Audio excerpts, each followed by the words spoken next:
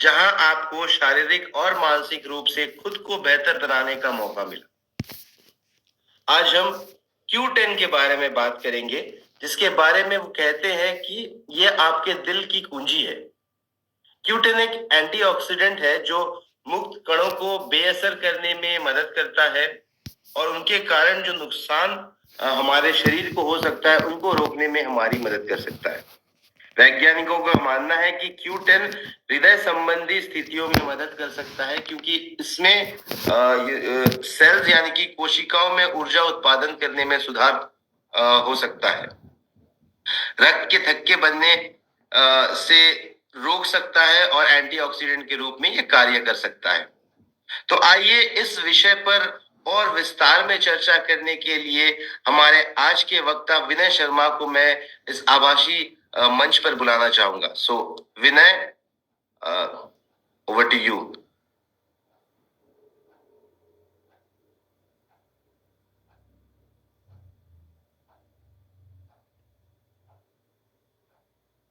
Gaurav, this is Dr. Shyam. जी doctor Shyam. अच्छा, Yeah. Doctor Shyam, आप शुरू करना चाहेंगे आज का ये सेशन, ये program? Yes. Okay. Yes, yes, सही बात है। Yes, so good morning, नमस्कार सबको मेरी तरफ से। तो जैसे गौरव ने बताया, आज हमारा प्रोग्राम होगा CoQ10 के ऊपर। इसको फुल नेम में कोएंजाइम Q बोलते हैं और एक महत्वपूर्ण मॉलिक्यूल है हमारे बॉडी में, और ये कई रोल प्ले करते हैं। तो लेकिन आज है हमारा साथ विनय शर्मा, वो जो हमारे प्रस्तुत फॉर्मुलेशन साइंटिस्ट हैं, जो गुड़गांव में है, जो हमको आज कोकीटन के बारे में बहुत सी इम्पोर्टेंट जानकारी देंगे। लेकिन विनय के आने से पहले मुझे आपसे एक बात करना था कि ये प्रोटीन के बारे में था। तो इस दिसंबर में एक स्टडी हुआ था, तो मैंने स्टडी के बारे में जरा चिंता किया था। तो उस स्टडी में वेरी इंटरेस्टिंग न्यूज़ था, क्योंकि मैं हर वक्त मैं सोचता था कि हम कितने प्रोटीन खा सकते हैं हर दिन। और मुझे पता था कि कहीं बहुत साल से सब बताते थे कि हम सिर्फ 25 ग्राम प्रोटीन एक मील में खा सकते हैं। तो इस स्टडी ने उसको जरा इन्वेस्टिगेट किया। तो मैं आपको इस इंटरेस्टिंग स्टडी के बारे में बताना चाहता हूँ। तो प्रोटीन इंटेक और मसल एनाबॉलिज्म के बारे में हमारी सोच को बदल सकता है। तो आपको पता है मसल एनाबॉलिज्म, उसके मतलब है कि मसल को बढ़ाना, मसल को बिल्ड करना। तो प्रोटीन इंटेक और मसल एनाबॉलिज्म का बहुत गहरा संबंध है। तो इसके बारे में इस स्टडी एक महत्वपूर्ण स्टडी था। तो मैंने सोचा कि मैं आपको इस स्टडी के बारे में डिस्कस करूं। तो पहले हम सोचते थे कि दिन भर में बार बार प्रोटीन लेना जरूरी है मसल ग्रोथ के लिए। हम सबको पता है, मुझे भी वही था। लेकिन ये नई रिसर्च कहता है कि हमारे पास शायद और भी ऑप्शंस है। तो उन्होंने क्या किया, इस स्टडी में 36 मर्दों ने हेवी रेसिस्टेंस ट्रेन की। Resistance training meaning muscle building का ट्रेनिंग, सब जगह के मसल, लेग के मसल, चेस्ट के मसल, बॉडी बिल्डिंग के मसल, सब मसल किए। और फिर उन्हें 3 ग्रुप में डिवाइड किया गया। एक को उन्होंने सिर्फ प्लेसिबो दिया, मीनिंग कुछ नहीं दिया, कुछ प्लेसिबो दिया, कुछ पानी हो सकते हैं। दूसरे ग्रुप में उन्होंने 25 ग्राम मिल्क प्रोटीन दिया, और तीसरे ग्रुप में उन्होंने 100 ग्राम प्रोटीन दिया। सोचो कि एक में कुछ नहीं दिया, सिर्फ पानी क्यों जाए, दूसरे में 25 ग्राम दिया और तीसरे में 100 ग्राम। तो जो फाइंडिंग्स आई वो बहुत ही सरप्राइजिंग थी। तो फाइंडिंग्स क्या थी? प्रोटीन से एनाबॉलिक रिस्पॉन्स, मैंने बताया एनाबॉलिक रिस्पॉन्स हमारे मसल बढ़ने का रिस्पॉन्स। तो प्रोटीन से एनाबॉलिक रिस्पॉन्स में कोई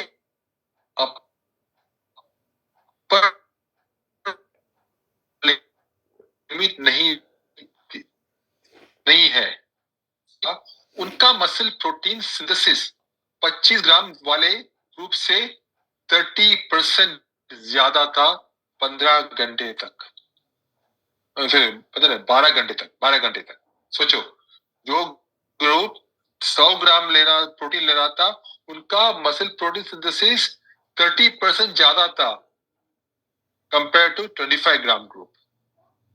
मुझे भी ये सुनकर बहुत सरप्राइजिंग था ये रिजल्ट, लेकिन ये इतना अच्छी स्टडी थी, उन्होंने बहुत एडवांस इंस्ट्रूमेंटेशन लाकर इन्होंने टेस्ट किया था। फिर दूसरी बात उन्होंने क्या बताया कि ज्यादातर रिसर्च में थे कि अगर आप ज्यादा प्रोटीन खाते हैं तो सिर्फ उसमें से ज्यादातर आपका मसल बिल्डिंग में यूज करते हैं, लेकिन बहुत ज्यादा ऑक्सीडेशन होते हैं अमीनो एसिड्स का, तो प्रोटीन ब्रेक डाउन कर कर अमीनो एसिड्स बनते हैं और अमीनो एसिड्स हमारा मसल्स में जाते हैं, लेकिन बहुत सारे अमीनो एसिड्स ऑक्सीडाइज होकर हमारे बाहर जाते हैं, राइट। लेकिन इस स्टडी ने क्या बताया, इस स्टडी ने सिर्फ बताया कि कुछ फर्क नहीं पड़ते हैं, 25 ग्राम ले लो या 100 ग्राम ले लो, वो amino acid oxidation, amino acid जो ऑक्सीडेज होते हैं वो सिर्फ वो ज्यादा नहीं होते। इसके मतलब क्या है कि ज्यादातर जो अमीनो एसिड से 100 ग्राम के प्रोटीन से वो भी हमारे मसल को बिल्ड करने के लिए तैयार है और सपोर्ट करते हैं, राइट। तो ये दो मेन फाइंडिंग्स था। और तीसरे में एक फाइंडिंग्स नहीं है, लेकिन एक इंटरेस्टिंग एस्पेक्ट है, इन्होंने फाइंड किया कि अगर आप रेसिस्टेंस ट्रेनिंग करते हैं, कहीं भी, घर पे भी, जिम में भी, कहीं भी रेसिस्टेंस ट्रेनिंग करते हैं जहां आप मसल बढ़ाते हैं, मैंने बताया इसके बारे में बहुत सारे कोई लेक्चर में, अगर आप मसल बिल्डिंग के सबसे ज्यादा इंक्रीज 4 से 12 घंटे के बीच हुआ। इसके मतलब क्या है कि अगर आप मसल बिल्डिंग किया, आप सुबह आपने कुछ एक्सरसाइज किया, तो आप 4 घंटे और 12 घंटे के बीच में अगर आप प्रोटीन कंज्यूम किया तो भी ठीक है। इसके मतलब ये नहीं कि आप प्रोटीन के मसल बिल्डिंग के पहले ही करना है, लेकिन पहले करा तो अच्छा है, लेकिन अगर आपको चाहिए तो, क्योंकि प्रोटीन मसल बिल्डिंग 12 घंटे तक चलते रहते हैं रेसिस्टेंस ट्रेनिंग से। ये है मैजिक हमारे मसल्स का। तो ये रिजल्ट सजेस्ट करते हैं कि बड़े मात्रा में प्रोटीन इफेक्टिवली मसल एनाबॉलिज्म के लिए यूज हो सकता है, लेकिन इसे डाइजेस्ट होने और ऑब्जर्व होने में वक्त लगता है। अगर 25 ग्राम वर्सेस 100 ग्राम में ज्यादा वक्त लगते हैं उसको डाइजेस्ट करने के लिए। इंपॉर्टेंटली, एक बार में बड़ा प्रोटीन इंटेक लेने से प्रोलॉन्ग्ड मसल बिल्डिंग होती है। मीनिंग, अगर एक बार आपने अपने अच्छी तरह प्रोटीन कंज्यूम किया तो आपके मसल बिल्डिंग प्रोलॉन्ग रहते हैं, मीनिंग ज्यादातर लंबी समय तक रहते हैं, जिससे बार बार प्रोटीन रिच मील्स की जरूरत कम हो जाती है। तो फिर आपको सोचने नहीं पड़ते है मुझे लंच में प्रोटीन है या डिनर में प्रोटीन है। अगर आप एक अच्छी प्रोटीन ले सुबह, वही है उसका जादू। अगर आप 100 ग्राम ले या 100 ग्राम लेने के बहुत मुश्किल पड़ेंगे, लेकिन आप एक अच्छी प्रोटीन लिया हो तो आपका बॉडी एनाबॉलिज्म में शिफ्ट हो सकते हैं। तो ये स्टडी एग्जिस्टिंग गाइडलाइंस, क्योंकि अभी एग्जिस्टिंग डाइटरी गाइडलाइंस को चैलेंज करती है कि और हेल्थ और फिटनेस एंथुसियास्ट के लिए एक नया डाइटरी स्ट्रेटजीज ओपन करती है। तो यही था मेरा आज का सोच कि आप कब भी प्रोटीन ले तो आप ये प्रोटीन आपको एनाबॉलिज्म के लिए, मसल एनाबॉलिज्म के लिए वेरी इंपॉर्टेंट होती है। और अगर 25 ग्राम से प्रोटीन ज्यादा लेता हो तो, अगर आप ज्यादा ले हो तो भी नो प्रॉब्लम, आपको आपका प्रोटीन, आपका बॉडी प्रोटीन फुल्ली यूटिलाइज होते हैं। तो वेरी इंटरेस्टिंग स्टडी, एक बहुत जोरदार जर्नल में पब्लिश किया था, उसका नाम है सेल रिपोर्ट्स। तो यही था मेरा आज का सोच टीम। तो शुक्रिया आज। तो चलिए विनय से मिलेंगे। Vinay, stage is yours. Thank you, Dr. Shyam. Am I audible? Yes, you're audible. Okay, thank you very much, बहुत बहुत धन्यवाद आपका। मुझे बहुत अच्छा लगा सुबह सुबह आपको सुन के, नॉलेज शेयरिंग वंडरफुल एंड बहुत बहुत धन्यवाद गौरव, मुझे ये अपॉर्चुनिटी देने के लिए आज कि मैं अपने विचार, अपना इन्फो नॉलेज आज इस प्लेटफॉर्म पे शेयर कर सकूं। और वंडरफुली नए साल पे सबसे पहले मैं आप सभी को हैप्पी न्यू ईयर बोलना चाहूंगा। पहली बार हम नए साल पे मिल रहे हैं, तो और थैंक यू वेरी मच मुझे ये मौका देने के लिए कि मैं इस प्लेटफॉर्म पे बात कर सकूं। सो विदाउट बिना देर किए मैं अपना स्क्रीन शेयर करता हूं and let's start.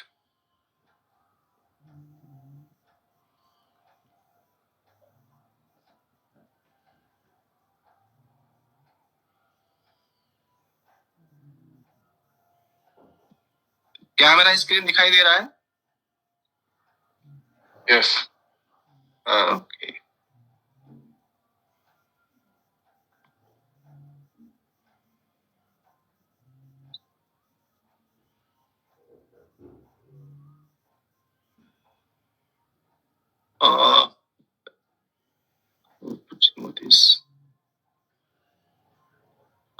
Gaurav can you help me, इसको कैसे मैं, okay yes yes I got it.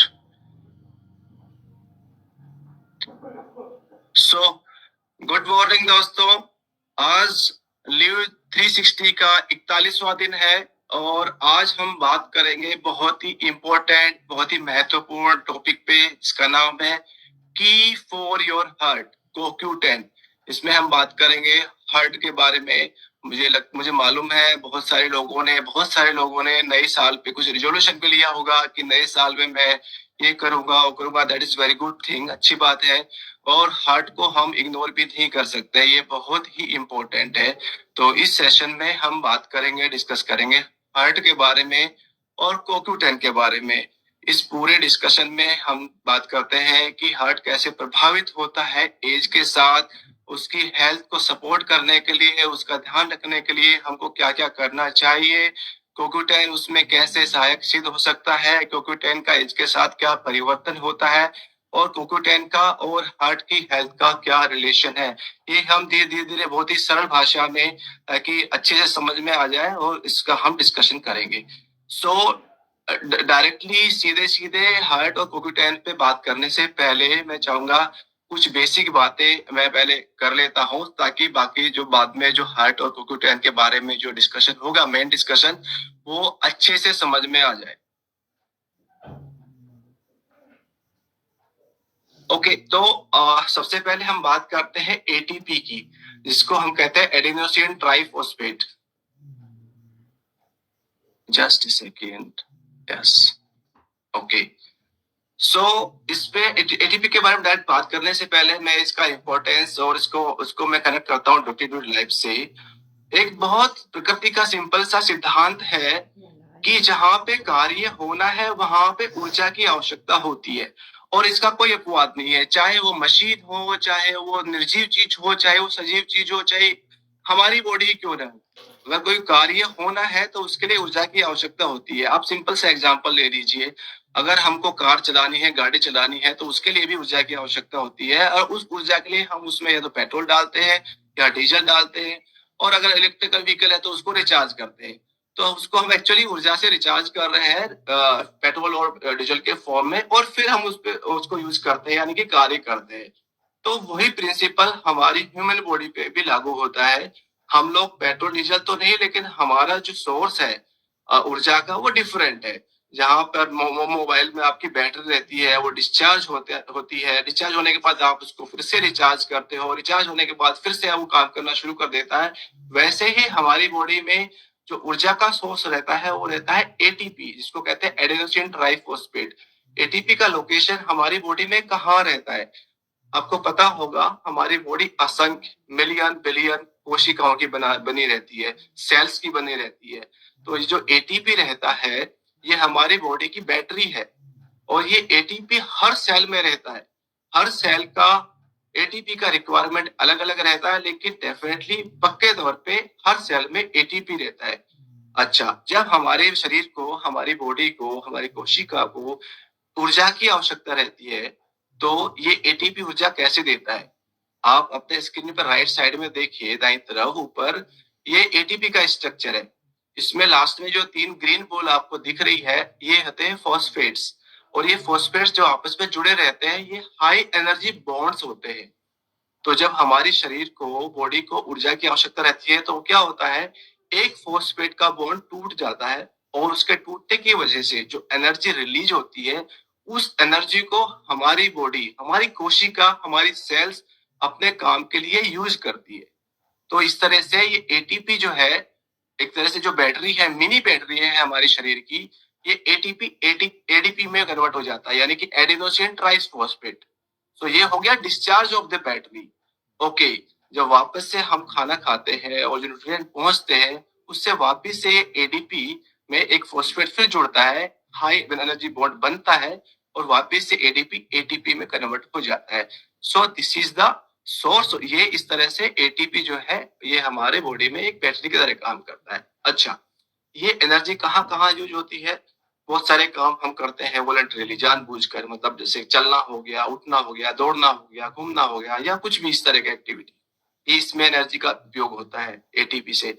Okay, इसके अलावा और बहुत सारे काम है, हमेशा हमेशा हमारी बॉडी कुछ कुछ कुछ कुछ करती रहती है, हमको नहीं पता रहता है। हम सो रहे हैं तो भी एनर्जी का उपयोग हो रहा है, हम खा रहे हैं तो भी हो रहा है, हम बैठे हैं तो भी हो रहा है, सोच रहे तो भी हो रहा है।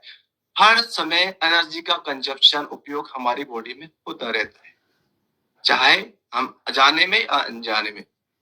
तो ये जो एटीपी के फॉर्म में जो एनर्जी हमारे सेल्स में संचित रहती है, उसको हमारी बॉडी कहाँ कहाँ यूज करती है? मसल कॉन्ट्रेक्शन में। मसल कॉन्ट्रेक्शन में मतलब जब हम कोई काम करते हैं, उसमें मसल का कॉन्ट्रेक्शन होता है, रिलैक्सेशन होता है, कुछ उठाते हैं, वहां पे होती है। हमारा जो ब्रेन काम करता है, ब्रेन से जो इम्पल्स हमारे जो अलग अलग ऑर्गन्स है वहां तक जाते हैं, वहां से इम्पल्स हमारे ब्रेन तक आते हैं, ये पूरी प्रोसेस पे एनर्जी का उपयोग होता है। सेल्स में जो एटीपी रहता है, उसका उपयोग होता है।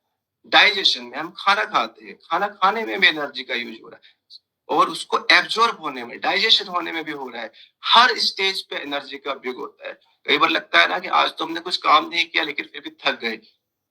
बॉडी तो अपना काम कर रही है, हम अपना काम, हमने अपना काम नहीं किया। नहीं, हमने जो वॉलंटरी काम करते हैं वो काम हमने नहीं किया, लेकिन बॉडी तो एक्टिवली काम कर रही है, वहां पे तो एनर्जी का कंजप्शन हो रहा है। तो एनर्जी जो एटीपी के फॉर्म है, वो एडजस्ट होती रहती है, खर्च होती रहती है। तो ये हो गया एटीपी का रोल हमारी बॉडी में as a source of energy. उसको हम रिफिल करते रहना पड़ता है, और ये होता है मॉलिक्यूलर लेवल पे, यानी कि सेल्स में, बहुत ही मॉलिक्यूलर लेवल पे। तो ये हो गया एटीपी के बारे में। ये हमको आगे समझने में सहायक सिद्ध होगा। अभी हम आगे चलते हैं, एंजाइम के बारे में थोड़ा बात कर लेते हैं। मैं ये इसलिए आपको बता रहा हूँ कि ये सारे कंसेप्ट जो है आगे हार्ट को और कोक्यूटेन को, दोनों का जो इम्पोर्टेंस है, कोरिलेशन है, उसको समझने में हेल्प करेगा आपको। तो एंजाइम क्या होते हैं? मैंने आपको बताया, हमारी बॉडी में हमारे असंख्य बिलियंस और बिलियंस सेल्स रहते हैं, और इन सेल्स में बहुत सारे रिएक्शंस होते रहते हैं, असंख्य रिएक्शंस। ओके, तो ये रिएक्शन अपने आप नहीं होते। एंजाइम का नाम आपने सुना होगा, लेकिन आज हम थोड़ा सा एंजाइम को थोड़ा सा क्लोज से देख लेते हैं कि एंजाइम करते क्या है। सो एंजाइम का जो रोल रहता है हमारी बॉडी में, हमारी सेल्स में जो रोल रहता है, एंजाइम का रोल रहता है किसी क्रिया को उत्प्रेरित करना। उत्प्रेरित का मतलब एंजाइम की प्रेजेंस में, एंजाइम की उपस्थिति में वो जो क्रिया है वो फास्टर हो जाती है, यानी कि तेज हो जाती है और आसानी से हो जाती है। अगर वही क्रिया को हम एंजाइम की अनुपस्थिति में अगर हम करके देखेंगे या करते हैं, तो उसके लिए बहुत ही स्लो होता है वो क्रिया, दूसरा उसके लिए बहुत ही ज्यादा एनर्जी, ऊर्जा की आवश्यकता होती है। तो एंजाइम का रोल है एक उत्प्रेरक की तरह। मैं इसको डे टू डे लाइफ में समझाने के लिए एक थोड़ा सा छोटा सा एग्जांपल दे देता हूँ। मान लीजिए किसी फैक्ट्री में फ्लोर पे कुछ 10-15 वर्करों को काम दे दिया, और काम देने वाला जो सुपरवाइजर है वहां पे अवेलेबल नहीं है, और उनको कह दिया कि ये काम आप कर दो। ओके, और सुपरवाइजर वहां से चला जाता है।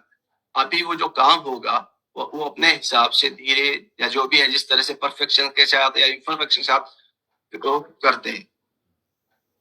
ओके, अभी उसी की जगह आप कल्पना कीजिए, आपका सुपरवाइजर वहां पे आ जाता है। अब उसकी प्रेजेंस में जो काम होता है, जो रिजल्ट मिलता है, फास्ट हो जाता है। और क्या कहते हैं, सिर्फ सुपरवाइजर की प्रेजेंस ही काफी है, सुपरवाइजर कुछ नहीं कर रहा है। तो सेम रोल एंजाइम्स का हमारी बॉडी में विभिन्न विभिन्न क्रियाओं को करने के लिए रहता है। एंजाइम खुद कुछ नहीं करता है, बट एंजाइम उसको उत्प्रेरित कर देता है। एंजाइम की उपस्थिति में वो क्रिया फास्ट हो जाती है, स्पीड अप हो जाती है। अच्छा, हम एंजाइम की थोड़ा सा स्ट्रक्चर के बारे में बात कर लेते हैं। हम जनरल भाषा में उसको एंजाइम बोल देते हैं, लेकिन एक्चुअली एंजाइम जो होता है उसके दो पार्ट रहते हैं। एक होता है एपो एंजाइम, जो कि मेन बॉडी रहती है एंजाइम की, और ये प्रोटीन की बनी होती है। और एपो एंजाइम जो रहते हैं ये किसी क्रिया को करने के लिए स्पेसिफिक रहते हैं, मतलब एक इतने सारे क्रियाएं रहती है हमारी सेल्स में, तो जो एपो एंजाइम स्पेसिफिक रहता है, ये एपो एंजाइम इसी क्रिया को उत्प्रेरित करेगा, इतना स्पेसिफिक रहता है। एक पार्ट हो गया। दूसरा पार्ट रहता है को एंजाइम। को एंजाइम जो रहता है प्रोटीन नहीं रहते हैं, वो कोई भी किसी तरह के मॉलिक्यूल हो सकते हैं। को एंजाइम क्या कहते हैं, वो उसको सपोर्ट करते हैं, उसको उसके लेकिन बहुत ही आवश्यक रहते हैं उसके लिए। एपो एंजाइम के साथ को एंजाइम मिलते हैं तब जाके कंप्लीट एंजाइम बनता है, और तभी जाके वो उत्प्रेरित कर सकता है। और इस कॉम्बिनेशन को कहते हैं होलो एंजाइम। लाखों तरह की इस तरह की क्रियाएं हमारे सेल में, कोशिकाओं में होती है, और उसमें लाखों तरह के एंजाइम्स इस तरह के रहते हैं, और कोएंजाइम भी उतने ही तरह के रहते हैं। एक कोएंजाइम बहुत सारे एपोएंजाइम को सपोर्ट कर सकता है। उन्हीं कोएंजाइम्स में से एक कोएंजाइम जिसके बारे में हम यहाँ बात करने वाले हैं वो है CoQ10। हम शुरू में बात कर रहे थे हार्ट के बारे में, CoQ10 के बारे में।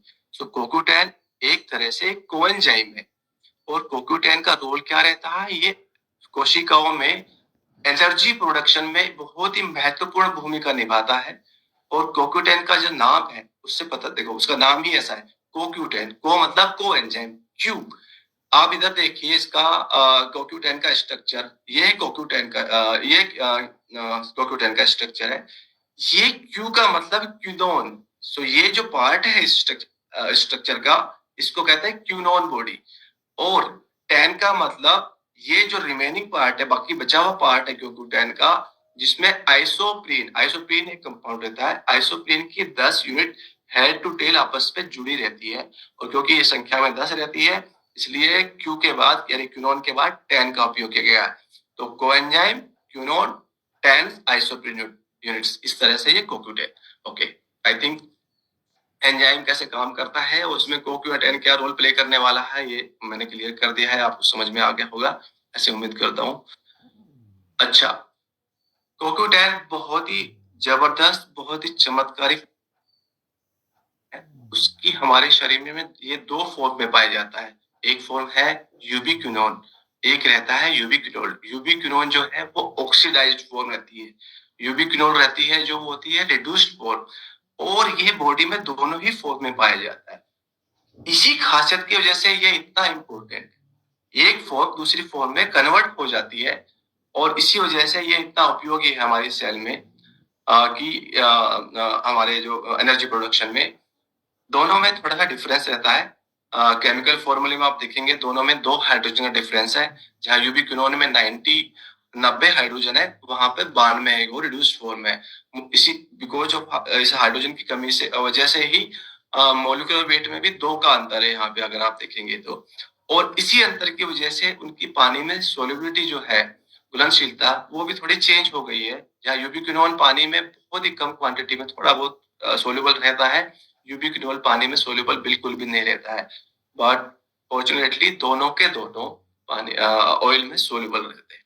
तो ये इसको हम बाद में बात करेंगे इसके बारे में। आप अभी ये देख लीजिए, एक ऑक्सीडाइज्ड फॉर्म है जिसको यूबिक्विनोल बोलते हैं, एक रिड्यूस्ड फॉर्म है जिसको यूबिक्विनोल बोलते हैं।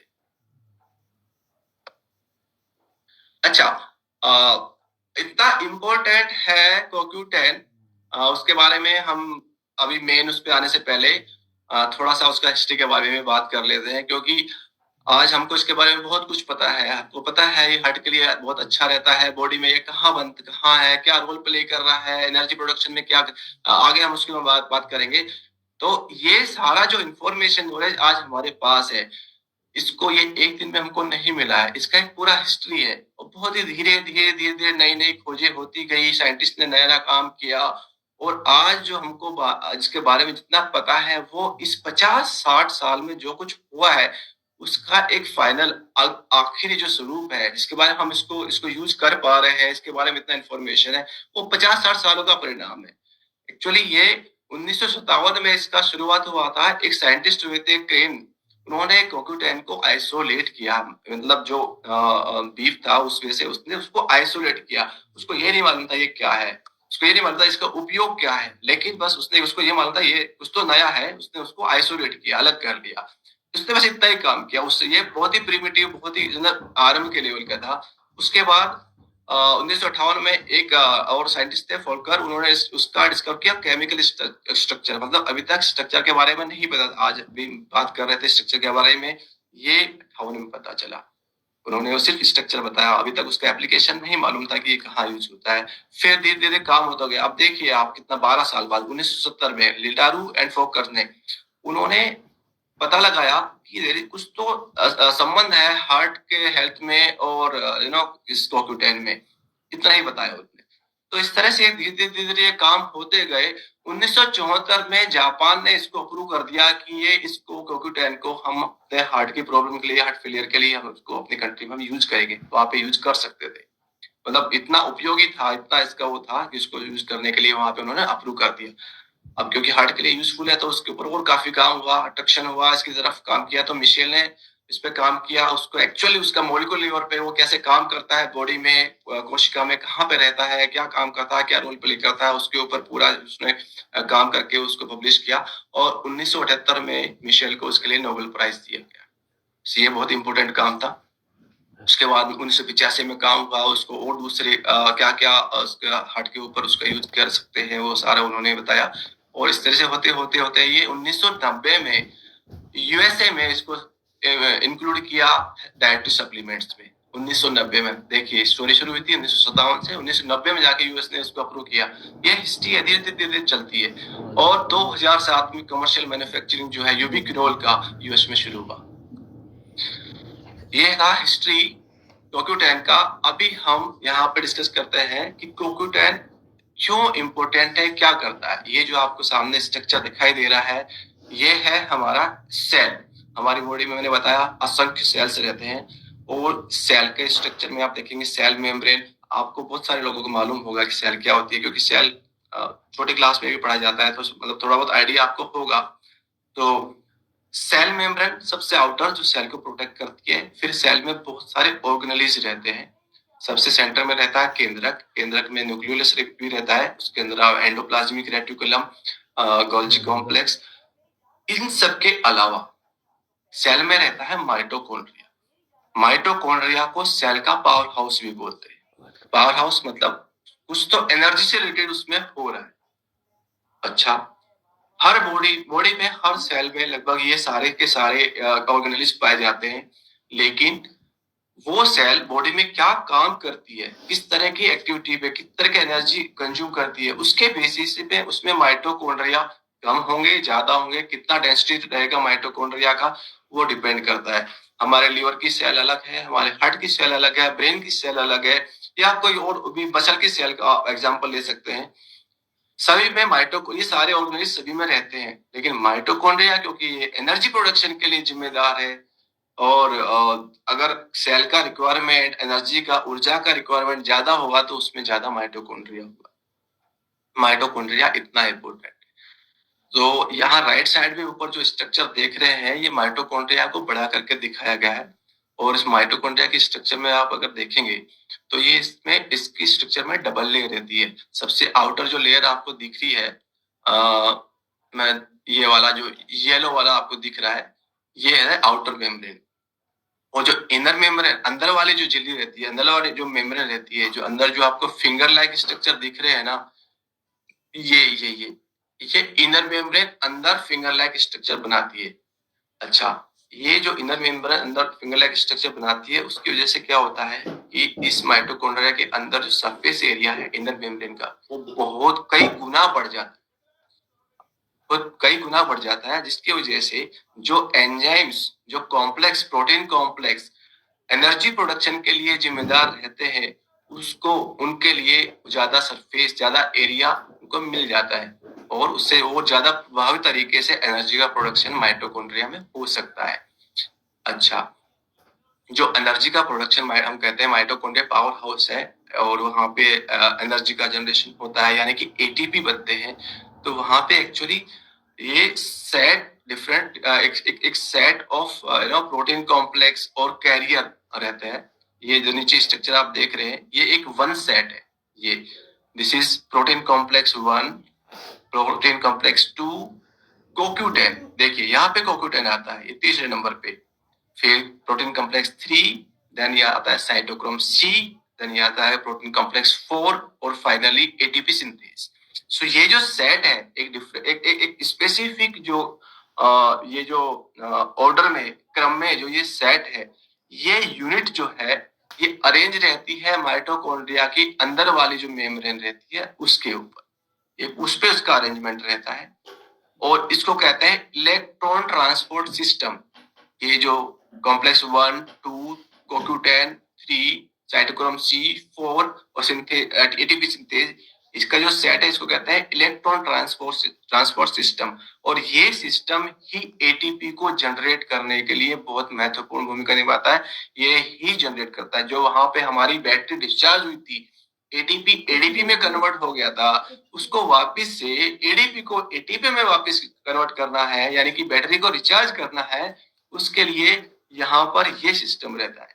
तो इसमें क्या रहता है, हाई एनर्जी इलेक्ट्रॉन जो रहते हैं वो कॉम्प्लेक्स 1 पे जाते हैं, वहां से फिर इसको ये CoQ10 है, ये इलेक्ट्रॉन का कैरियर रहता है। अभी मैंने कहा था oxidised form, reduced form. Oxidised form is quinone, oxidised form quinol. तो इस इलेक्ट्रॉन को CoQ10 जो ऑक्सीडाइज्ड फॉर्म है वो यूबिक्विनोन जो है वो उसको एक्सेप्ट कर लेता है और उसको लेके कॉम्प्लेक्स 3 जो है ये कॉम्प्लेक्स 3 है, इसको ट्रांसफर कर देता है, मतलब कैरी कर रहा है इससे, यहाँ से लेके वहां पे। यहाँ से इसका ये जब ये इसको इलेक्ट्रॉन को लेता है तो ये रिड्यूस हो जाता है, यानी कि यूबिक्विनोल फॉर्म में कन्वर्ट हो जाता है। और जब इलेक्ट्रॉन को वापस से कॉम्प्लेक्स 3 को देता है तो वापस से वो ऑक्सीडाइज हो जाता है, यूबिक्विनोल फॉर्म में जाता है। तो ये शिफ्टिंग है, oxidise form, reduced form, reduced form, ये जो इसकी खासियत है ये बहुत ही इंपॉर्टेंट है इस इलेक्ट्रॉन ट्रांसपोर्ट सिस्टम के लिए और एटीपी बनाने के लिए। ओके, सो ये जो कॉम्प्लेक्स 2 है यहाँ से भी CoQ10 इलेक्ट्रॉन लेता है, कैरी करता है, 3 को ट्रांसफर करता है, 3 से ये इलेक्ट्रॉन पे साइटोक्रोम C में जाते हैं, साइटोक्रोम C से ये इलेक्ट्रॉन जो है इस कॉम्प्लेक्स 4 पे जाता है और फाइनली एटीपी सिंथेज के माध्यम से जो यहाँ पे एडीपी है, यहाँ देखिए ये डिस्चार्ज बैटरी एडीपी, ये आपका एटीपी में यहाँ पे एज एंड प्रोडक्ट एटीपी में कन्वर्ट हो जाता है। और इसके लिए ये जो CoQ10 है ये बहुत महत्वपूर्ण भूमिका निभाता है।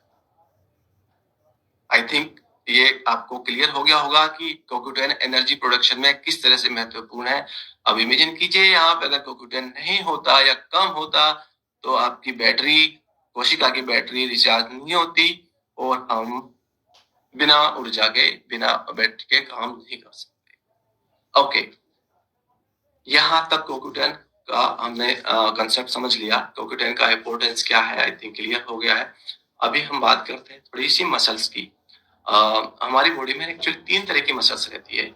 स्केलेटल मसल जो हमारी जो हाथ की मसल है, पाँव की मसल, इसको हम अपनी इच्छा के हिसाब से हमको मोड़ सकते हैं, कॉन्ट्रैक्ट कर सकते हैं, रिलैक्स कर सकते हैं, उसको कहते हैं स्केलेटल मसल्स। एक रहती है विसरल मसल जो हमारी बॉडी में अंदर रहती है, जैसे हमारे गट की मसल है या फिर और भी जो भी अंदर पेट के अंदर जो मसल्स रहती है उसके ऊपर हमारा कंट्रोल नहीं रहता है, वो अपने आप अपने तरीके से वो काम करती रहती है। एक तीसरा जो मसल है वो है कार्डियक मसल, हार्ट का मसल। हार्ट का मसल जो है बहुत ही एक यूनिक और एक अपने आप में एक ही बहुत ही, आप कह सकते हैं कि चमत्कारिक मसल रहती है। आप कल्पना कीजिए हार्ट जो है, हम पैदा होते हैं जब से लेकर जब तक मरते हैं तब तक हार्ट लगातार बीट करता रहता है, धड़कता रहता है। उसका मसल इतना अनोखा और इतना यूनिक रहता है, काम करने से नहीं रुकता है हार्ट, ये कंटिन्यूअसली धड़कता रहता है नॉन स्टॉप। और इतना 24 घंटा, मतलब जब तक जीते हैं तब तक ये काम करता रहता है। इसका मतलब वहां पे एनर्जी का रिक्वायरमेंट कंटिन्यूअस लगातार चाहिए।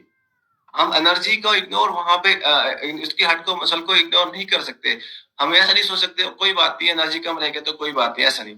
हार्ट के लिए ये पॉसिबल नहीं है। हार्ट तो लगातार अपना काम करता रहेगा, एनर्जी की सप्लाई लगातार चाहिए, लगातार एटीपी चाहिए, CoQ10 चाहिए। CoQ10 को भी हम कॉम्प्रोमाइज यहाँ नहीं कर सकते।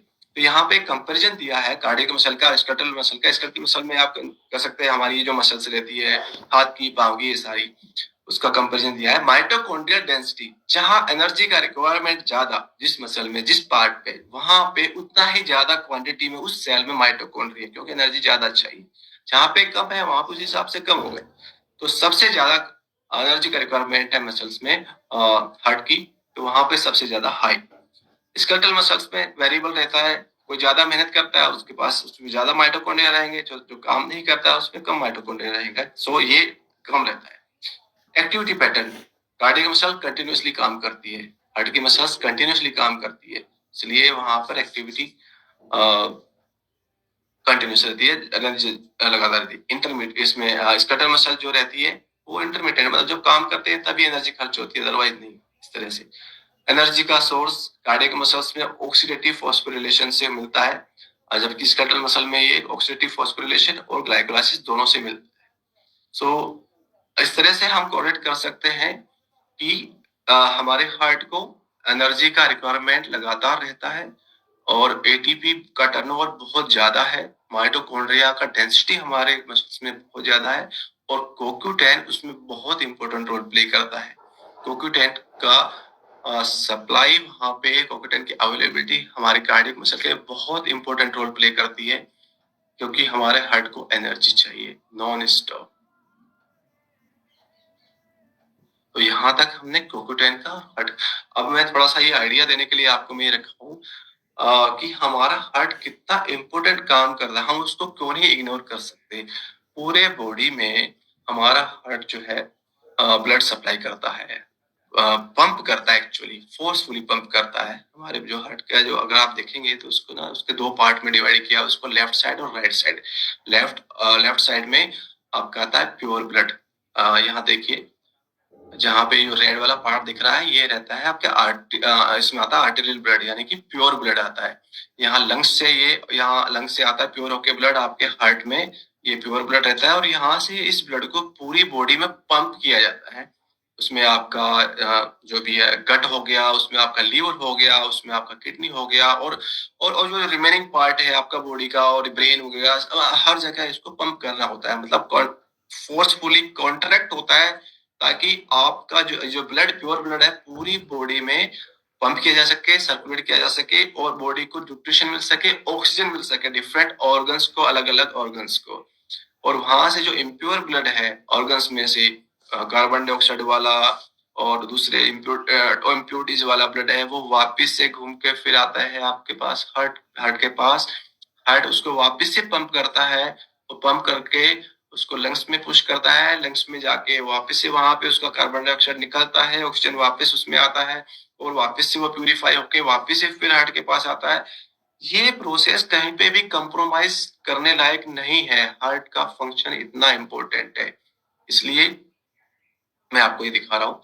आई थिंक आपको समझ में आ गया होगा कि हार्ट कितना इम्पोर्टेंट है और उसको हम क्यों नहीं इग्नोर कर सकते। यहाँ हम बात करते हैं CoQ10 के क्या क्या फंक्शंस हैं। हम कुछ एक फंक्शन के बारे में पहले बात कर चुके हैं अभी। एनर्जी प्रोडक्शन में बहुत महत्वपूर्ण रोल प्ले करता है, ये लगभग हर कोशिका में इसकी आवश्यकता रहती है, और इसका जो दो आपको ऑक्सीडाइज्ड फॉर्म, रेड्यूस्ड फॉर्म के बारे में बताया था, उसकी इस खासियत की वजह से ये एज ए एंटीऑक्सीडेंट भी प्ले करता है। ठीक है, तो एक्चुअली ये मेन इसकी जो प्रॉपर्टीज है, इसकी वजह से वो बाकी बाकी जो इसके एप्लीकेशन है, बाकी जो यूज है, फंक्शंस है, वो भी इसके डिराइव होते हैं हार्ट हेल्थ में, नो डाउट। अभी हम बात कर रहे थे माइटोकॉन्ड्रियल फंक्शन में, इसमें भी कोई ये भी क्लियर है आपको। माइटोकॉन्ड्रियल फंक्शन में, माइटोकॉन्ड्रिया में अगर एनर्जी प्रोडक्शन के लिए CoQ10 चाहिए, तो डेफिनेटली फंक्शन में भी इसका बहुत इंपॉर्टेंट रोल है। कुछ इन्फ्लामेटरी प्रोसेस जो रहती है हमारी बॉडी में हो जाती है, वहां पे भी CoQ10 बहुत रोल प्ले करता है। Neuro protective effect, neuro protective means हमारे जो न्यूरॉन्स है बॉडी में, ब्रेन से लेके और डिफरेंट जो अंग रहते हैं वहां तक, वो भी कोशिकाएं हैं, न्यूरॉन्स भी कोशिकाएं हैं, तो वहां पे भी लगातार आपके जो सेंसेस है फ्लो होते हैं कोशिकाओं में, आपकी नसें बोलेंगे उनको हम, या तंत्रिकाएं बोलेंगे, उसके लिए भी माइटोकॉन्ड्रिया का रिक्वायरमेंट रहता है, CoQ10 का रिक्वायरमेंट, एनर्जी का रिक्वायरमेंट रहता है, और उसको भी ऑक्सीडेटिव प्रोडक्शन का रिक्वायरमेंट रहता है। तो वहां पे भी CoQ10 बहुत महत्वपूर्ण रोल प्ले करता है। मसल हेल्थ हम अभी डिस्कस कर चुके हैं, मसल हेल्थ में कितना उपयोगी है हमारा CoQ10। Then migraine prevention, skin health, immune system support and anti ageing. Anti ageing यहाँ पे बहुत इंपॉर्टेंट है, उसके बारे में हम आगे बात करेंगे। एक्चुअली एजिंग क्यों होती है और उसमें एजिंग के साथ CoQ10 का जो कैसे लेवल कम होता है और उसका क्या क्या इम्पैक्ट रहते हैं, उसके बारे में बात करते हैं। तो CoQ10 बहुत इंपॉर्टेंट रोल प्ले करता है हमारी बॉडी में, उसको हम इग्नोर कर सकते। और ये है CoQ10 की डेफिशिएंसी, और उसकी डेफिशिएंसी क्यों होती है और उससे हमको क्या क्या हो सकता है, क्या क्या हमको फील होता है, क्या क्या हमारी बॉडी को सहन करना पड़ सकता है। तो मेन जो बड़ा फैक्टर है डेफिशिएंसी का वो रहता है एजिंग। हम जब अपने 20s में रहते हैं या 25 रहते हैं, 30 तक रहते हैं, तब तक हमारे बॉडी में CoQ10 का लेवल एक ऑप्टिमम लेवल पे रहता है। मतलब एनर्जी का कंजप्शन, एनर्जी का जनरेशन जो रहता है, जो माइटोकॉन्ड्रिया में CoQ10 फुल रहता है, एनर्जी की कमी नहीं रहती है। हम कुछ भी खाते हैं, कुछ भी करते हैं, हमको नहीं लगता है कि हम थक गए हैं। 25 में आप लोगों को ये फील किया होगा कि जब यंग रहते हैं तो एनर्जी लेवल बहुत ऊंचा रहता है, उसकी वजह यही है। लेकिन क्या रहता है, जब एजिंग के साथ CoQ10 लेवल आपका ड्रॉप होता जाता है, और उसकी वजह से क्या क्या इम्पैक्ट होता है, क्या क्या हमको झेलना पड़ता है, वो विटामिन B6 ड्रॉप हो जाता है, CoQ10 कम हो जाता है प्रोडक्शन बॉडी में, एजिंग सिम्टम्स आने शुरू हो जाते हैं। यानी एजिंग सिम्टम्स का मतलब थकान रहती है, वो एनर्जी लेवल नहीं रहता है, वो क्या कहते हैं, स्ट्रेंथ नहीं रहती है, ये सारी चीजें। और उसको CoQ10 की कमी से और होता है विटामिन B6 कम हो जाता है, हार्ट मसल्स वीकेंड। यानी कि डेफिनेटली हार्ट मसल्स को तो सबसे ज्यादा रिक्वायरमेंट रहती है एनर्जी की, तो अगर CoQ10 कम रहेगा तो हार्ट मसल पे भी उसका प्रभाव पड़ेगा। उसकी वजह से हार्ट मसल जिस फोर्स के साथ कॉन्ट्रैक्ट होनी चाहिए, उस फोर्स के साथ कॉन्ट्रैक्ट यानी कि संकुचित नहीं हो पाती है। तो धीरे धीरे करके अगर इसको हमने इग्नोर करते गए तो ये इसका जो फाइनल जो परिणाम रहेगा वो रहेगा हार्ट फेलियर। इसलिए यहाँ पे ये बहुत इंपॉर्टेंट है। ऑक्सीडेटिव स्ट्रेस बढ़ जाता है, क्योंकि ये आपका बॉडी का ऑक्सीडेटिव स्ट्रेस को कम करता है CoQ10, reduce form oxidation form, उसकी वजह से उसकी, तो अगर हमने इसको एड्रेस नहीं किया तो बॉडी में ऑक्सीडेटिव स्ट्रेस बढ़ जाता है, और उसकी वजह से हमारे हार्ट में एरिथमिया, यानी कि जो हमारा धड़कता है एक फिक्स पैटर्न में धड़कता है हमारा हृदय, हमारा हार्ट, उससे वो उस तरह से नहीं धड़कता है, वो इरेगुलर तरीके से धड़कना शुरू कर देता है, और अल्टीमेटली हमारे हार्ट में पेन और फिर वो प्रॉब्लम्स ये सब भी होते हैं। देन ओवरऑल फटीग, यानी कि थकान, CoQ10 नहीं है, कम है, लेवल कम है, उसकी वजह से थकान रहती है। एक्सरसाइज इंटॉलरेंस, यानी कि हम कम काम करते हैं, कम में उसी में थक जाते हैं, वो भी क्योंकि उसका भी परिणाम CoQ10 का भी परिणाम है। देन मसल टोन रिड्यूस हो जाती है, कोऑर्डिनेशन कम हो जाता है, मायोपैथी यानी कि मसल्स का प्रॉब्लम, ये रहते हैं एजिंग की वजह से, CoQ10 लेवल कम हो जाता है उसकी वजह से। एक दूसरा फैक्टर है ड्रग इंड्यूस्ड। कुछ मेडिसिन ऐसी रहती है जिसकी वजह से CoQ10 का डिप्लीशन होता है, यानी कि हमारे बॉडी में से CoQ10 ड्रॉप हो जाता है। जैसे स्टैटिन्स, हम जब हाइपरटेंशन की वजह से या ब्लड प्रेशर की वजह से स्टैटिन खाते हैं, डॉक्टर प्रेस्क्राइब करता है, तो उसकी वजह से एक साइड इफेक्ट की फॉर्म में एक तरह से साइड इफेक्ट होता है, CoQ10 कम हो जाता है बॉडी में। CoQ10 कम हो जाता है तो फिर हमको यही फटीग, एक्सरसाइज इंटॉलरेंस और ये सारी कमजोरियां ये सारी महसूस होती है। तो जब भी अगर किसी को फैमिली में किसी को कुछ डॉक्टर के पास जाते हैं, डॉक्टर स्टेटिन लिखता है, तो आप डॉक्टर से बात करके डॉक्टर से कह सकते हैं कि CoQ10 ले सकते हैं कि नहीं, डॉक्टर से कंसल्ट कर सकते हैं। यहाँ पे हम एजिंग के साथ CoQ10 का लेवल कैसे कितना कम होता है और कौन कौन से अंगों में कितना कितना प्रभावित होता है उसके बारे में हम यहाँ पे थोड़ा सा बात करते हैं। अब इधर देखिए लेफ्ट वाले पिक्चर में ये है हार्ट के बारे में। जब आप 20 में रहते हैं तो आपका CoQ10 लेवल रहता है 100%। जब आप 40 में रहते हैं तो ये ड्रॉप होकर 68.2% आ जाता है। सिग्निफिकेंट ड्रॉप, यानी कि आपका लगभग 32% ड्रॉप हो गया। उसके बाद जब आप 80 में पहुंचते हैं तो आपका कोक्यूटेन लेवल हो जाता है 42.9%, यानी कि आपका लगभग 60% ड्रॉप हो गया, कम हो गया है। तो यहाँ पे एनर्जी लेवल बहुत कम हो जाता है, यानी कि आपका हार्ट बहुत ही कॉम्प्रोमाइज हो जाता है 80s में। हम दूसरे अंगों की बात करें तो देखिए यहाँ पे लीवर शुरू में जो 100% था 40 में या 95% रहता है, और जो ये 80 तक पहुंचते पहुंचते लीवर में आपका 83% तक कोक्यूटेन लेवल रहता है। लंग्स में 80 में तो पहुंचते पहुंचते 65% रहता है, एंड फिर किडनी में ये 51% रहता है। लेकिन सबसे ज्यादा प्रभावित जो होता है, यहाँ पे आप देखेंगे, इनको कंपेयर करेंगे तो सबसे ज्यादा प्रभावित रहता है हार्ट में सबसे ज्यादा ड्रॉप रहता है 42.9%। सो कोक्यूटेन और हार्ट को हम इग्नोर नहीं कर सकते। सबसे ज्यादा प्रभावित जो एजिंग की वजह से रहता है वो हमारा हार्ट रहता है। ओके, देन हमको कोक्यूटेन के सप्लीमेंटेशन की रिक्वायरमेंट क्यों पड़ती है? देखिए, हमने यहाँ पे देखा एजिंग का प्रभाव। उसमें हमने देखा 20 में हमारा बॉडी में खुद का ही कोक्यूटेन जो लेवल है वो 100% रहता है, और उसके बाद एजिंग की से 40 में थोड़ा कम रहता है, और आगे 80 में सिग्निफिकेंटली ड्रॉप होता है। सो उसके लिए हमारी बॉडी में कोक्यूटेन के जो सोर्सेज है, एक तो बॉडी इटसेल्फ हो गई, ठीक है, एजिंग के साथ वो कम हो रहा है, लेकिन एक बॉडी का सोर्स रहता है, बॉडी खुद का रहता है। दूसरा रहता है फूड से। हम जो बाहर से फूड खाते हैं उस फूड से भी हमको कोक्यूटेन मिलता है। लेकिन अगर हम जो फूड खा रहे हैं वो फूड उस लेवल का नहीं है, उस लेवल का नहीं के मतलब वो हेल्दी फूड नहीं है, वो हाईली प्रोसेस्ड फूड है, या हम जो खाना खा रहे हैं वो बैलेंस डाइट नहीं है, या उसमें न्यूट्रिएंट जो होने चाहिए वो नहीं है, या हमारा फूड में कहीं ना कहीं कोई टॉक्सिक केमिकल्स हैं, वो कहीं से भी आ सकते हैं।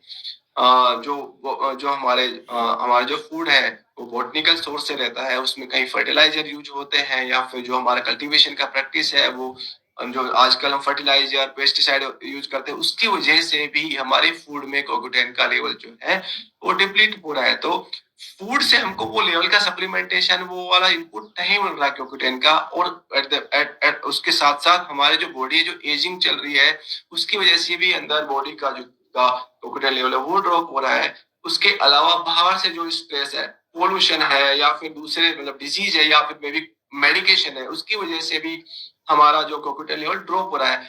तो ये 1+1 मिलके यहाँ पर 2 नहीं हो रहा है, 1+1 मिलके यहाँ पे 11 हो रहा है। ये बहुत ही खतरनाक है, बहुत ही हानिकारक है। तो इस सबको एड्रेस करने के लिए हमको सप्लीमेंटेशन की आवश्यकता रहती है। हमारे हार्ट के करने के लिए, हमारे एनर्जी लेवल को करने के लिए, हमारे एजिंग को कोप अप करने के लिए, हमको बैलेंस करने के लिए हमको कोक्यूटेन का रिक्वायरमेंट रहता है। अब फूड से भी हमको कोक्यूटेन मिलता है, तो फूड में दोनों तरह के वेजिटेरियन नॉन वेजिटेरियन दोनों ही सोर्स रहते हैं कोक्यूटेन के। वेजिटेरियन में आपका ब्रोकली हो गया, कॉलीफ्लावर हो गया, ऑरेंजेस हो गए, सीसेम सीड्स हो गए, और आपके स्ट्रॉबेरीज और दूसरे फ्रूट्स, ये वेजिटेबल सोर्सेज है जिससे हमको कोक्यूटेन हम फूड में हम ले सकते हैं। उसके अलावा जो नॉन वेज सोर्सेज है उसमें आपके एग्स हो गए, आपका मीट हो गया, आपका चिकन हो गया, आपका फिश हो गया, यहाँ से हमको कोक्यूटेन मिल सकता है। सो इन वजह से हमको कोक्यूटेन का सप्लीमेंटेशन चाहिए, और इस तरह से हम अपने फूड में इन चीजों को शामिल करके हम अपना कोक्यूटेन का जो रिक्वायरमेंट है बॉडी का वो हम पूरा कर सकते हैं। अभी हमने बात किया कोक्यूटेन का सप्लीमेंटेशन, ओके ठीक है, लेकिन इसको प्रूव करने के लिए कि यस कोक्यूटेन अगर हम खाते हैं तो हमको हार्ट के लिए बेनिफिशियल रहता है, इसके लिए एक बहुत ही साइंटिफिक और बहुत एक जबरदस्त, बहुत वंडरफुल एक स्टडी, क्लिनिकल स्टडी हुआ है, इसका नाम है क्यू सिम्बायोट ट्रायल। ये बहुत ही अच्छा जो क्या कहते हैं इसको, परफेक्ट जो ट्रायल हुआ था, और it was published in journal of American college of cardiology, और ये चला था लगभग 2 साल, 24 मंथ्स, और इसमें जो पार्टिसिपेंट थे उनका संख्या था 420। उनके ऊपर ये स्टडी हुआ था, और ये एक कंट्री में नहीं, ये मल्टीपल कंट्रीज में हुआ था, मतलब एक्चुअली पूरे ग्लोब को ही इस स्टडी में उन्होंने कवर कर लिया एक तरह से। इस स्टडी में जो सिलेक्शन हुआ था, जो वॉलंटियर्स या पार्टिसिपेंट थे, उनका सिलेक्शन का कुछ क्राइटेरिया रखा गया था जो कि हर स्टडी में रहता है। इसमें रखा गया था कि जो इसमें वॉलंटियर है उसका शुड बी डायग्नोज और she should be diagnose with symptomatic chronic heart failure, मतलब कुछ हिस्ट्री उसका रहना चाहिए कुछ सिम्टोमेटिक हार्ट फेलियर का, एंड ही और she should be stable on standard heart failure therapy for at least 4 week. 4 week तक उसको कोई भी इस तरह का कोई फेलियर अटैक वगैरह नहीं आया होना चाहिए। एज ग्रुप 18 से 75 साल, मतलब एक वाइड रेंज को एज ग्रुप को इसमें कवर किया है। और no recent major cardiovascular event like heart attack और स्ट्रोक, लास्ट 3 महीने में इस तरह का कोई अटैक नहीं आना चाहिए। और कोई भी ऑर्गन डिसफंक्शन उसको नहीं होना चाहिए, यानी कि उसका लीवर उसका किडनी सब अच्छे से काम कर, ये कुछ क्राइटेरिया थे एक्चुअली जो हर क्लिनिकल स्टडी में रहते हैं। तो इनका ये करने के बाद जो स्टडी कंप्लीट किया 2 साल तक, उसके बाद जो आउटकम आए बहुत अच्छे, मतलब वंडरफुल जो आउटकम्स आए थे उसके, इसकी वजह से ये एस्टेब्लिश हो गया कि CoQ10 हार्ट के लिए अच्छा रहता है, और ये प्रूव हो जाता है इस स्टडी से। और इसके आउटकम में देखते हैं कि 43% जो है पेशेंट्स हैं उनको जो risk of major adverse cardiac event है वो ड्रॉप हो जाता है। और अगेन जो 43% जो पेशेंट है उनमें कार्डियोवास्कुलर मोर्टेलिटी रिस्क जो है वो ड्रॉप हो जाता है। और 42% जो है उसमें risk of death from any cause वो ड्रॉप हो गया था। और इसके अलावा जो हॉस्पिटलाइजेशन के जो मतलब प्रोसेस वो था, ड्यूरेशन था, और वो सब वो फ्रीक्वेंसी थी वो कम हो गई है, फटीग ड्रॉप हो गया है। और ओवरऑल जो वेलबींग है, मतलब फीलिंग गुड, फीलिंग हेल्दी, वो वाला जो फीलिंग है, वेलबींग है, वो इंक्रीज हुआ था इस ट्रायल के एंड में, ऐसा आउटकम आया था। सो ये बहुत अच्छा ट्रायल था। इसमें इसके बेसिस पे ये एस्टेब्लिश हो जाता है, मतलब पक्का हो जाता है कि यस CoQ10 हमारी हार्ट के लिए बहुत ही जरूरी है और बहुत ही फायदेमंद है। ओके, सो यह तो ठीक है, CoQ10 के बारे में हमने किया, CoQ10 किस तरह से उसके लिए हमारे हार्ट के लिए यूजफुल है, वो सब हमको पता चल गया। लेकिन हमको हमारी हार्ट की हेल्थ के लिए खुद ही सोचना पड़ेगा, खुद ही काम करना पड़ेगा। CoQ10 का सप्लीमेंटेशन फूड में CoQ10 वो तो एक फ्रंट हो गया है, न्यूट्रिशन में हो जाएगा, सप्लीमेंट्स हो जाएगा, लेकिन वो तो सिर्फ एक फ्रंट है। हमको अपने हार्ट की हेल्थ के लिए दूसरे जो भी फैक्टर्स है, दूसरे फ्रंट्स भी है हमारी लाइफ के, उस पे भी हमको काम करना पड़ेगा। ठीक है, balance diet is okay with proper supplementation. उसके अलावा स्लीप, एक ऑप्टिमम स्लीप कम से कम 8 घंटे का हमारे हार्ट के लिए नहीं, हमारी पूरी बॉडी के लिए, उसको दोबारा से होने के लिए, उसको हेल्दी रखने के लिए बहुत जरूरी है। एक्सरसाइज, आप एक्सरसाइज भी करते रहिए। एक्सरसाइज करने से आपका बॉडी जो है वो एक्टिव रहता है, और उसमें हर ऑर्गन जो है उसमें एक परफेक्टली एक अपने उसमें काम करता रहता है। तो एक्सरसाइज करने से भी हार्ट के लिए बेनिफिशियल रहता है।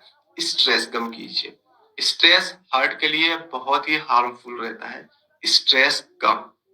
उसके अलावा देन हेल्दी सोशल लाइफ, आपका जो सोशल लाइफ है, आपका सर्कल है, that should be healthy. Healthy means वहां पे आप रिलैक्स हो सकते हैं, वहां पे टेंशन फ्री हो सकते हैं, कुछ वहां पे अपना डे टू डू जो आपकी हॉबी रहती है वो फॉलो कर सकते हैं वो। तो ये सब चीजें जो है सारी चीजें, सारे फैक्टर्स है, ये सारे मिलके आपके हार्ट को हेल्दी रखने के लिए बहुत ही इंपॉर्टेंट है। सिर्फ balance diet and proper supplementation नहीं, ये चीजें भी बहुत इंपॉर्टेंट है। ऑप्टिमम हाइड्रेशन, पानी जितना ऑप्टिमम होता है उतना पानी हमको पीना चाहिए, बहुत जरूरी है। और ये सब करने के बाद, ये इंश्योर करने के लिए, पक्का करने के लिए कि इतना सब मैं कर रहा हूं मेरे हार्ट के लिए, क्या मेरा हार्ट सही है, उसके लिए एक रेगुलर चेक 3 महीने में, 6 महीने में या साल में, कम से कम साल में तो एक बार एक चेकअप होना चाहिए। मैंने कोशिश किया थोड़ा सरल भाषा में आपको हार्ट के बारे में, और उसमें CoQ10 का क्या किस तरह से रोल रहता है, किस तरह से CoQ10 हेल्प करता है हार्ट की हेल्थ के लिए। आई थिंक ये आपके लिए उपयोगी होगा। इसके साथ ही मैं आपके लिए एक एक्टिविटी छोड़ देता हूँ कि इस नए साल में भी, या पहले से आप करते आ रहे हैं, आपने अपनी हैबिट में, अपनी डे टू लाइफ में, अपने अपने क्रियाकलापों में, या किस तरह का क्या एक्टिविटी या हैबिट आपने शामिल की है जो आपके हार्ट के लिए हेल्पफुल है, आपके हार्ट को हेल्दी रखने के लिए यूजफुल है। बहुत बहुत धन्यवाद। धन्यवाद डॉक्टर श्याम और विनय, आप दोनों को।